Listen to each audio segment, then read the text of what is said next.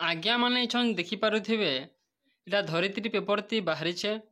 केबे मिलियो वर्धित भत्ता मंत्री देले सूचना। तेबे देखु पारुछन वृद्ध वृद्धा विधवा दिव्यांग भत्ता वृद्धि प्रस्तुति चली बोली गणशिक्षा मंत्री तथा सामाजिक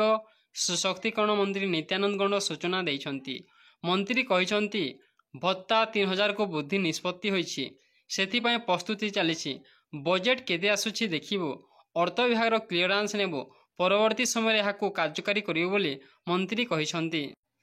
इपाखे नित्यानंद गौड़ मंत्री आमर कहिछन जे 3000 टका भत्ता बढ़ावा काजे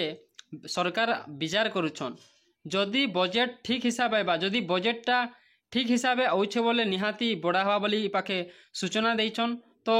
से हिसाब क्लियरांस करबे आ बजेट केते आसुछे देहि करी निहाती भाबरे भत्ता बढ़वार संभावना इपाखे देखा जाउछे।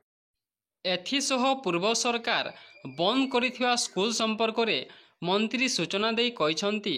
बंद होइथिबा स्कूल संपर्क रे तर्जमा हेबो एने रिपोर्ट मगाइबा को सचिवों को कहा जाइछि जेउटी पिला अछंती बा स्कूल दूर होउछि से संपर्क रे विचार करा जिवो जेउटी आवश्यक पड़िबो सेठी बंद थिबा स्कूल खोला जिवो बोली मंत्री कहिछंती।